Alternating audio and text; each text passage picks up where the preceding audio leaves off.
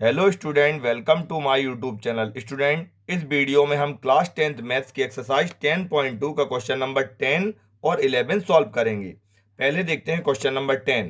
Question number 10 है, prove that the angle between the two tangents drawn from an external point to a circle is supplementary to the angle subtended by the line segment joining the points of contact at the centre. ठीक है, तो बच्चों देखो, question में दिया है जैसे कि एक सर्कल है और सर्कल के बाहर एक एक्सटर्नल पॉइंट है जिससे कि दो टेंजेंट बन रहा है, ये दोनों। ठीक है, तो इन्हीं दोनों टेंजेंट के बीच में ये जो एंगल बन रहा है ये वाला, ठीक है, और एक एंगल कहां पर बन रहा है, जैसे ये जो पॉइंट ऑफ कांटेक्ट हैं, कौन से पॉइंट ऑफ कांटेक्ट हैं, ये बी और ए।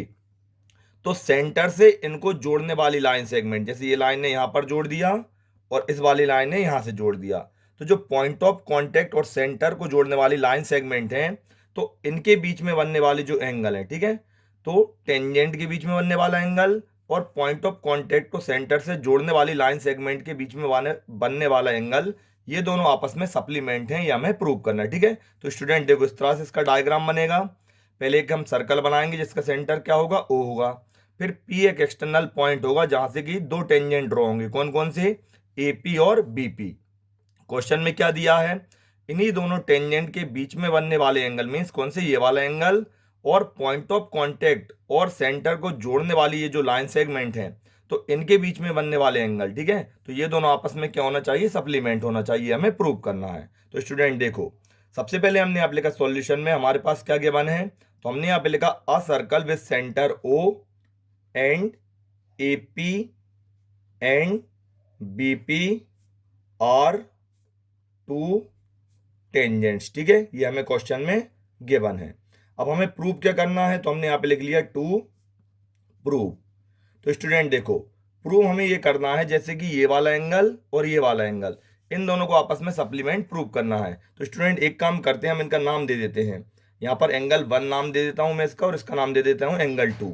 तो हमें प्रूव क्या करना है, तो angle 1 plus angle 2 is equal to 180 degree, क्योंकि जो दो सप्लीमेंट एंगल होते हैं उनका आपस में सम कितना होता है, 180 डिग्री, ये हमें प्रूव करना है। अब स्टूडेंट देखो, हमारे पास प्रूफ क्या है, तो हमने यहाँ पे लिखा प्रूफ। तो प्रूफ में स्टूडेंट देखो, जैसे ये सेंटर से ये जो लाइन है कहाँ तक, सरकमफ्रेंस तक, तो ये क्या होगी, रेडियस होगी, और ठीक इसी तरह ये ओ बी भी क्या होगी, रेडियस होगा। फिर ये जो टेंजेंट है एपी और ये रेडियस है क्या, ओ ए, ये आपस में क्या होंगे, परपेंडिकुलर, जैसे कि हमने थ्योरम 10.1 में पढ़ा है। तो पहला प्रूफ हमारे पास यही हो जाएगा क्या, कि ओ ए परपेंडिकुलर टू किसका हो जाएगा, एपी।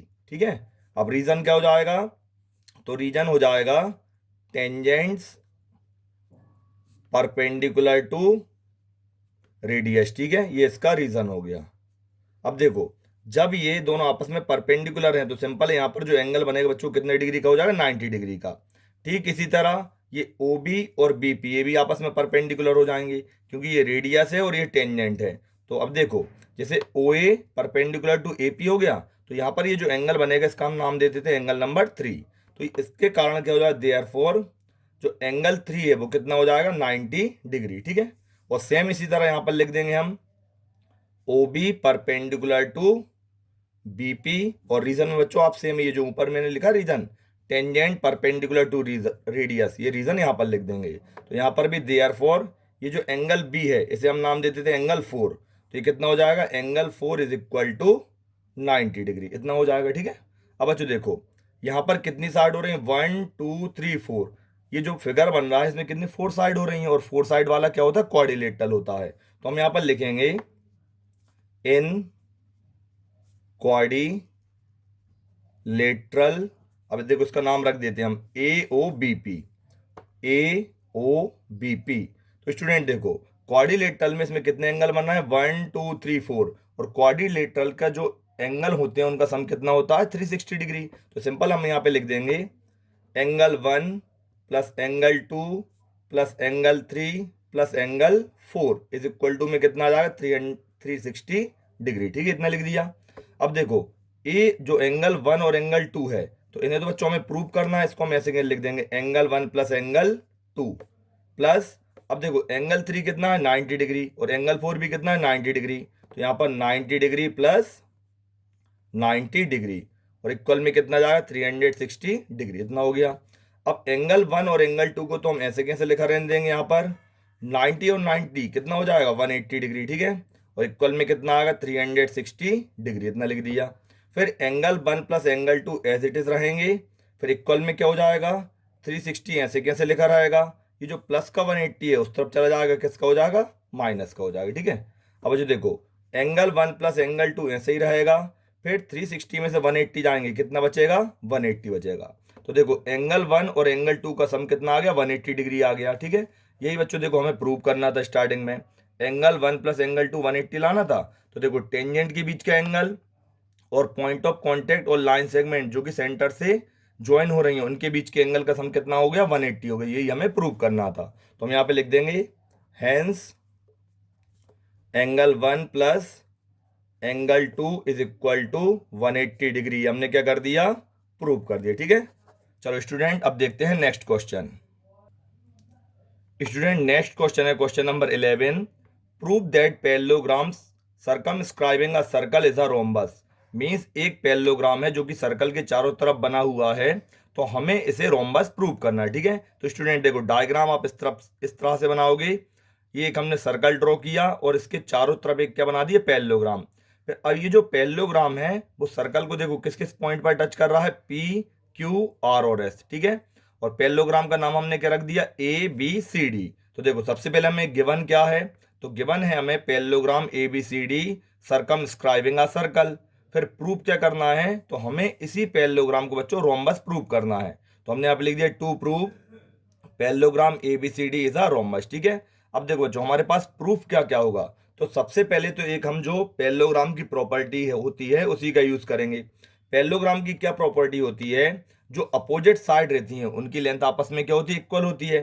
तो यहाँ पर ए बी और ये जो सी डी है आपस में इक्वल हो जाएंगी। तो पहला प्रूफ हम यहाँ पे ये लिखेंगे A B is equal to C D, ठीक है।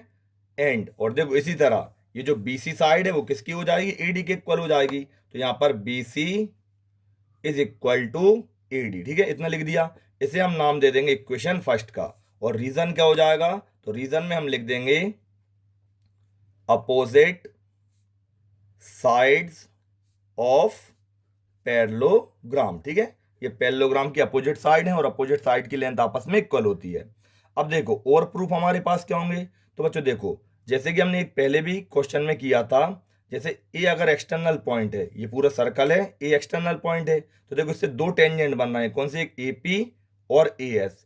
ठीक इसी तरह बी एक्सटर्नल पॉइंट है, तो देखो बी पी और बी क्यू टेंजेंट बन रहे हैं। ऐसे ही यहां से देखो सी से सी क्यू और सी आर बन रहे हैं और डी से डी आर और डी एस बन रहे हैं। तो इसमें हम थ्योरम 10.2 का यूज करेंगे।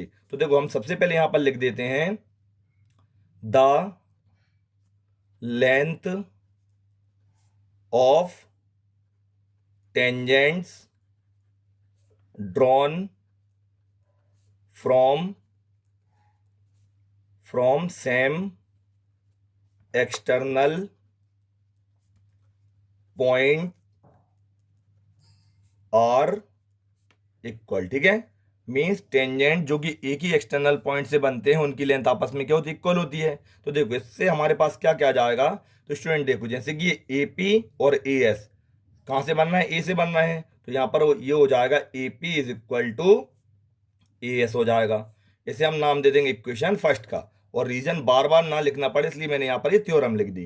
ठीक इसी तरह देखो बी से हम देखेंगे, तो बी से क्या बनेगा बीपी और बी क्यू। अब बच्चों एक बात का ध्यान रखना, जैसे देखो पी यहाँ पर आ रहा है और एपी में भी पी आ रहा है, तो पी वाले जो वो आप बनाओगे टेंजेंट उनके लिए पी के नीचे ही लिखना। तो यहाँ पर बीपी इज इक्वल टू क्या हो जाएगा बी क्यू, ये हो जाएगी इक्वेशन कौन सी सेकेंड।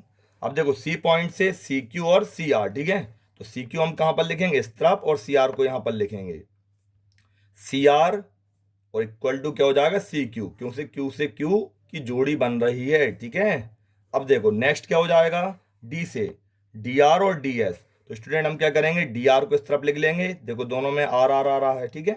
और यहाँ पर लिख देंगे हम क्या डी एस, इसे हम नाम दे देंगे इक्वेशन फोर्थ का, ठीक है। ये चारों इक्वेशन बन गई। अब हम क्या करेंगे इन्हीं को आपस में ऐड कर देंगे। तो यहाँ पर लिखेंगे बाय एडिंग इक्वेशन। अब स्टूडेंट देखो एक गलती कर दी मैंने, क्या, जैसे इक्वेशन फर्स्ट है ना, तो यहाँ पर हम इसका नाम देंगे इक्वेशन सेकंड। फिर इसे बना देंगे हम क्या, इक्वेशन थर्ड। फिर ये हो जाएगी इक्वेशन फोर्थ, और इसे हम नाम देंगे इक्वेशन फिफ्थ, क्योंकि पहली एक इक्वेशन तो हम ऊपर ही बना चुके हैं। तो ये सेकंड, थर्ड, फोर्थ और फिफ्थ इक्वेशन हो जाएगी, ठीक है। तो हम यहाँ पे लिखेंगे by adding equation second, third, fourth and fifth, इनको हम आपस में प्लस करेंगे। तो इक्वेशन को हम कैसे प्लस करते हैं, एलएचएस पार्ट में एलएचएस को जोड़ते हैं और आरएचएस पार्ट में आरएचएस को जोड़ते हैं। तो यहाँ पर ये क्या हो जाएगा, एपी प्लस बीपी, ये वाला साइड, ठीक है, AP plus BP plus CR plus DR, इतना हो जाएगा।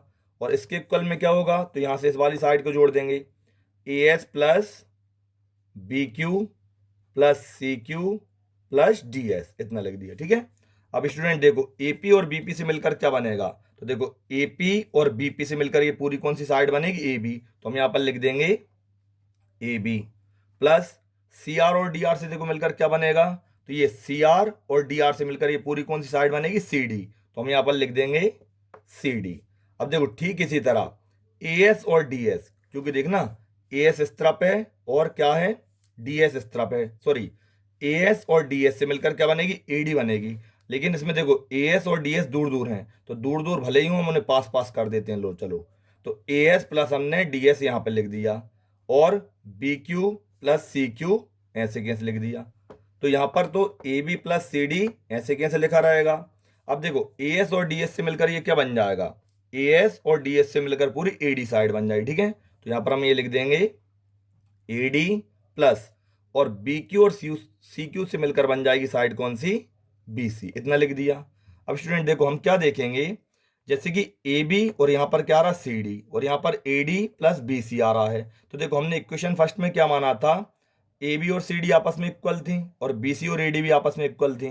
तो हम क्या करेंगे, ये जैसे ये जो सम निकल रहा है, तो इन दोनों साइड को या तो ए बी में कन्वर्ट कर लेंगे या फिर सी डी में। तो हम एक काम करते हैं, इन्हें ए बी में कन्वर्ट कर लेते हैं। तो पहले यहाँ पर आप लिख देना बाय इक्वेशन फर्स्ट। तो देखो ये ए बी का तो ए बी रहेगा, फिर सी डी और ए बी आपस में इक्वल हैं, तो यहाँ पर मैं ए बी लिख देता हूँ, ठीक है। ठीक इसी तरह देखो ए डी और बी सी, तो इक्वेशन फर्स्ट में बी सी और ए डी दोनों आपस में इक्वल थे, तो हम एक काम करते हैं, चलो बी सी को भी ए डी में कन्वर्ट कर देते हैं। तो यहाँ पर A D plus A D, क्योंकि दोनों इक्वल हैं तो हम बी सी को ए डी लिख सकते हैं।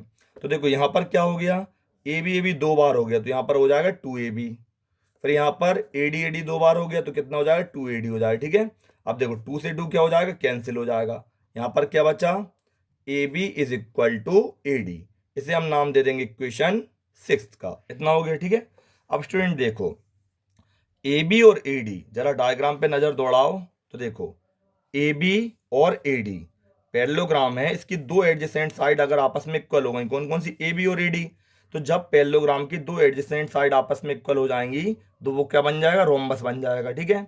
अगर ऐसे समझ में ना आ रहा हो तो देखो मैं एक और सिंपल तरीका बताता हूँ कैसे। जैसे कि हमने इक्वेशन बनाई है, ठीक है, तो हम यहाँ पे लिखेंगे अब क्या, बाय इक्वेशन कौन कौन सी, एक तो मैं लूंगा फर्स्ट और एक लूंगा इस बार सिक्स, फर्स्ट और सिक्स से। तो देखो ए बी किसके इक्वल में, ए डी के बराबर में है, तो हमने यहाँ पर ये लिख दिया A B is equal to A D, इतना लिख दिया। अब देखो ऊपर ए बी जो है वो किसके इक्वल में है, सी डी के बराबर में, ये ए बी जो है सी डी के बराबर में भी है, तो ए बी के इक्वल में क्या हो जाएगा, यहाँ पर सी डी हो जाएगा, ठीक है। और स्टूडेंट देखो यहाँ पर ये जो ए डी है, ए डी किसके इक्वल में, बी सी के बराबर में है, तो यहाँ पर जो ए डी है इसके इक्वल में हम क्या लिख देंगे, बी सी लिख देंगे। इस तरह के क्वेश्चन हमने 9th क्लास में भी अच्छी तरह से पढ़े हैं बच्चों। देखो ए बी और ए डी तो बराबर हो गए इक्वेशन सिक्स से। अब ए बी जो है वो किसके इक्वल में भी, सी डी के बराबर में भी है, तो हम इसी के सामने सी डी लिख देंगे। फिर ए डी जो है बी सी के बराबर में है, तो इसके हम सामने बी सी लिख देंगे। तो इस तरह से ये चारों साइड आपस में क्या हो जाएंगी, इक्वल हो जाएंगी।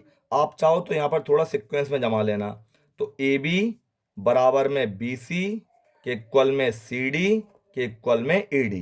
तो देखो चारों साइडें आपस में इक्वल हो गई, A B B C C D और ए डी, सारी साइडें आपस में इक्वल हो गई। ये वाली देखो A B B C C D और ए डी, जब चारों साइड इक्वल में हो जाएंगी तो हम यहाँ पे लिखेंगे therefore parallelogram A B C D is a rhombus. ये जो पैरेललोग्राम है वो एक क्या बन जाएगा, रोम्बस बन जाएगा, क्योंकि बच्चों जो रोम्बस रहता है उसमें चारों साइडें आपस में इक्वल हो जाती हैं। तो यही हमें प्रूव करना था। तो हम यहाँ पे लिख देंगे hence parallelogram ABCD is a rhombus. ये हमने बच्चों क्या कर दिया, प्रूव कर दिया। तो हम यहाँ पे लिख देंगे प्रूव। ठीक है, तो स्टूडेंट इस तरह से इस क्वेश्चन को हमें सॉल्व करना था। तो बच्चों अगर आपके लिए वीडियो पसंद आई हो तो इसे लाइक करना, शेयर करना और मेरे चैनल के लिए सब्सक्राइब जरूर करना। Thank you.